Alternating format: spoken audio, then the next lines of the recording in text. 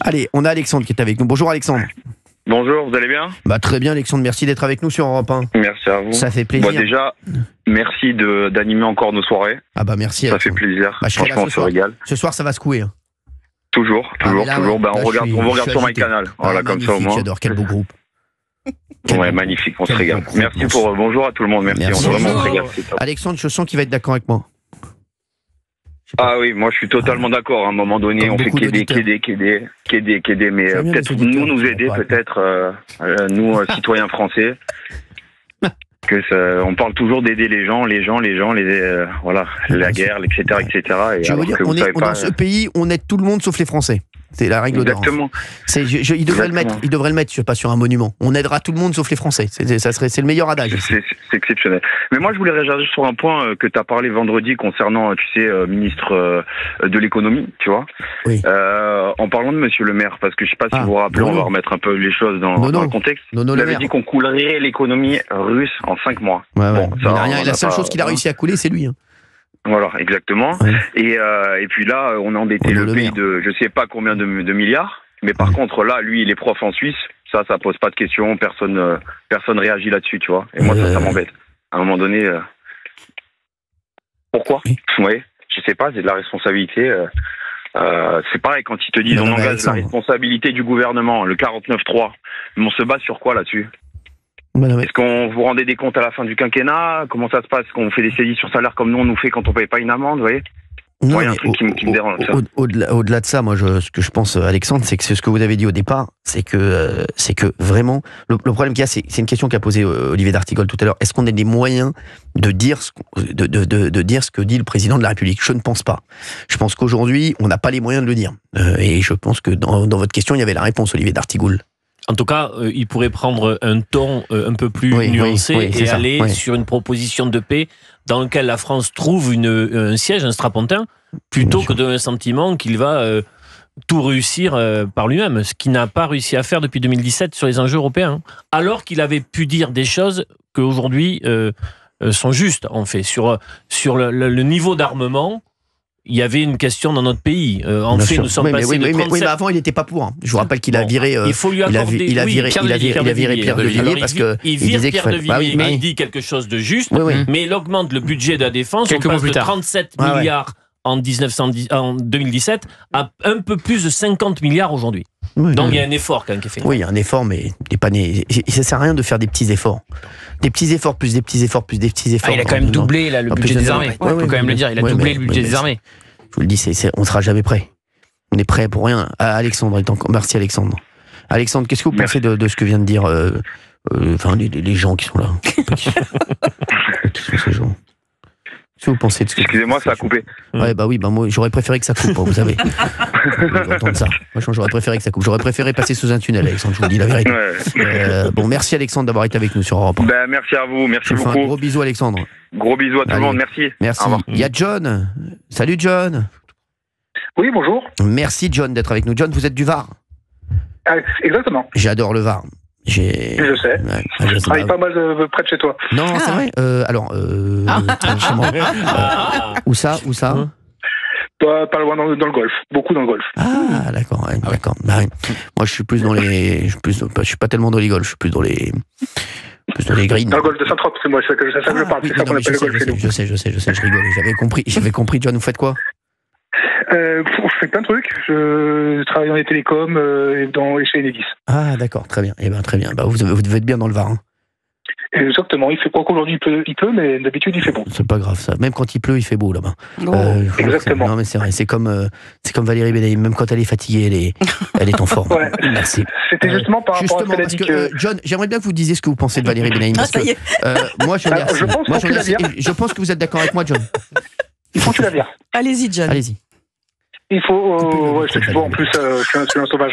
Il faut que tu la vires parce que je pense qu'elle te fait des infidélités. Ah oui, je comprends. Parce que vu les discours qu'elle tient, elle doit s'informer chez BFM et chez LCI. Bravo, il faut qu'elle arrête. Bravo, John. Il faut qu'elle arrête. J'ai envie de dire. John, je vous normalement, aime. On va se voir plus souvent cet été. Parce que je vous aime. Il n'y a pas de souci. Oui. Il n'y a pas de souci. Parce que normalement, ces deux chaînes-là, quand on les écoute, c'est la boussole qui donne le sud. Il faut penser l'inverse. Donc moi, c'est ce que je me dis. C'est un peu comme quand le gouvernement me dit un truc, je pense l'inverse. Moi, je suis un peu d'accord. Vous avez remarqué que je suis un peu comme ça, moi aussi. Oui, non, mais c'est ça, et je comprends pas. Faut lui expliquer, Valérie, elle est l'air gentille. Valérie, c'est la bonne élève. Si Emmanuel Macron dit il faut tous sauter du haut d'un pont, elle va dire ah ben non, comme Emmanuel Macron l'a dit, on se retrouve à 15h demain. Voilà. Elle adore Emmanuel Macron, je sais pas ce qu'elle a avec lui. Voilà, moi j'ai rien contre lui, moi, je m'en fous de tout le monde, moi. Mais bon. Voilà. Moi, il me gonfle un peu quand même, parce que c'est avec notre pognon et puis c'est avec nos gosses qui jouent là.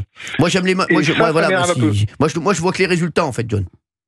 Voilà, parce que si demain vraiment on pousse le truc et qu'on va faire la guerre contre la Russie, c'est pas ses gosses, il en a pas qui va aller se faire buter. C'est les nôtres de gosses. J'ai un enfant de 24 ans, John, donc mon fils. Moi j'en ai un de 23. Non mais il parle pas de vous. Non mais quand je prends une position et que je dis que il y a quelqu'un qui me dit Valérie est lisse. Ouais, d'accord. Non, alors détrompez-vous plus maintenant. Je serais liste si je disais pareil que tous ceux qui sont autour de la table. En l'occurrence, je m'oppose à ceux qui sont ici. Oui, donc voilà. Vous êtes, à mon avis, je suis un peu d'accord avec John. Je pense que si on arrive chez elle, John, je pense qu'elle est branchée sur BFM. Voilà. Mais non, mais je peux avoir une pensée. BFM, c'est non, mais c'est vrai. Mais moi, par définition, je lis toute la presse et je me fais ensuite mon opinion. Donc je peux lire pas toute la presse. Il y a 95% de conneries dans la presse. Donc, si c'est pour les ressortir ici, ce qui m'intéresse, c'est de me faire mon opinion. Et en l'occurrence, il me semble que malgré tout, on est dans une situation qui est assez particulière. Et peu importe qui est le président de la République, en l'occurrence, là, je me mets derrière celui qui se porte comme le père de la nation et qui dit il faut qu'on soit tous derrière. Bah si. Mais vous voyez pas Valérie Benaïm, qui est un danger pour la France. Poutine est un danger pour la France et je le redis, pardon. C'est une stratégie, Valérie Benaïm, arrêtez de dire des bêtises. Même si c'était une stratégie pour la France, même si c'était un danger pour la France, croyez vraiment que le discours d'Emmanuel Macron va changer quelque chose? Il changera rien du tout. Il changera rien du tout, bien au contraire. Il peut mettre que de l'huile sur le feu. Croyez-moi, il n'a pas choisi les bons termes, les bons mots, et beaucoup de Français sont d'accord avec moi. John. Oui, non, mais quel danger, quoi. On n'est rien ni personne par rapport à la Russie. Chamois, là, du Hamel, je pense. Oui, non, mais quel danger? Moi, c'est ça la question. Quel danger? Quel danger? Parce que en plus de ça, on nous fait croire que c'est des comment ça s'appelle? C'est des pirates russes qui ont attaqué les hôpitaux, je sais pas quoi. En fait, on s'est rendu compte que c'était un groupe de pirates qui venait de Pologne et d'Ukraine. Donc perdu. Et ça, c'est la gendarmerie. On en avait parlé qui l'ont trouvé. C'est Emmanuel Macron qui l'a dit dans son allocution. Oui, mais il faut qu'il dise que c'est pas bon. C'est service de renseignement de la gendarmerie, de la cybersécurité de la gendarmerie. Mais j'adore quand il n'y a pas d'ingérence russe en France. S'il vous plaît. Il n'y a pas d'ingérence russe en France? Bah si, il y en a. Mais alors, bien évidemment qu'il y en a. Mais dites pas. Alors j'adore, Valérie Benaïm nous dit Emmanuel Macron c'est le père de la nation. Non, il y a des gens qui disent non, c'est le père de la place de la nation. C'est tout. Voilà, on va pas. Non, mais peu importe la figure du président. S'il vous plaît, respectez les auditeurs, Valérie Benaïm. Elle respecte personne, c'est insupportable, John. Oui, John. Je disais, moi, si c'est le père de la nation, c'est pas le mien. Moi, je signe pas pour la nation. Mais John peut me virer. Moi, je suis. John, 2 petites secondes. Je vais demander, on coupe le mur. Je déteste, franchement. Là, le manque de respect aux auditeurs, ça c'est non. Ça, pas chez moi, ok? On peut manquer de respect à tout le monde, mais pas aux auditeurs. Valérie Benaïm, s'il vous plaît. Si vous n'aimez pas les auditeurs, n'en dégoûtez pas les autres. Voilà, c'est tout ce que je peux vous demander. John, je vais vous laisser parler librement, sans qu'il y ait, voilà, non, mais c'est franchement, c'est insupportable. Non, mais franchement, quel manque de respect. Excusez-la, John. Au nom de l'équipe, je vous demande de l'excuser. C'est pas grave, j'en veux pas. Elle n'a pas toutes ses facultés, elle s'informe sur BFM, donc. Merci John. Moi j'ai quand même une question pour Valérie. Selon elle, le conflit, est-ce qu'il a vraiment commencé en février 2022? Mais bien sûr que non. Non mais si votre question est de savoir s'il y avait un conflit territorial entre la Russie et l'Ukraine avant 2022, bien sûr qu'il y avait un conflit territorial avant. Mais je vous rappelle que de son côté, Poutine a déjà, il l'a dit, il l'a théorisé, il l'a expliqué. Il veut la grande Russie. Donc voilà, c'est pas nouveau. Quand bien même, on avait le gouvernement de Kiev qui bombardait les populations russophones dans le Donbass. On n'a pas levé le petit doigt.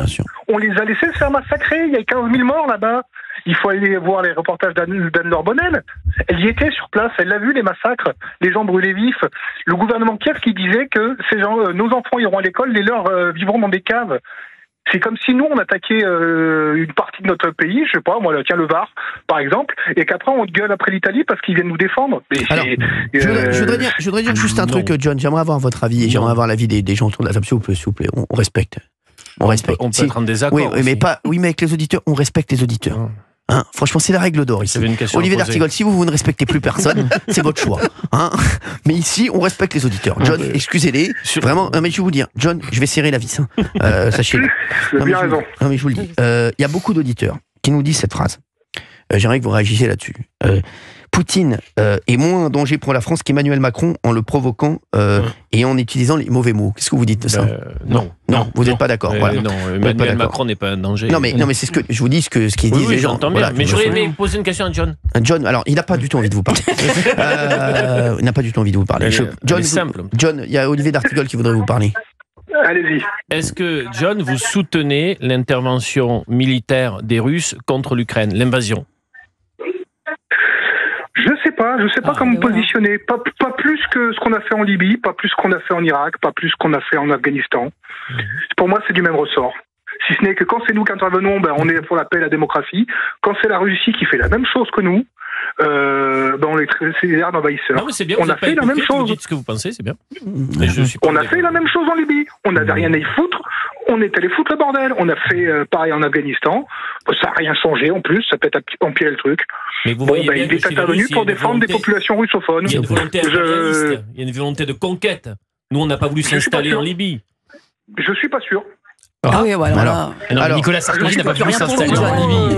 Alors, la France n'a pas voulu poser ses bagages en Libye. Mais enfin, non, ça c'est sûr. Non, on a voulu mettre nos entreprises et pouvoir contrôler le pétrole. C'est vrai.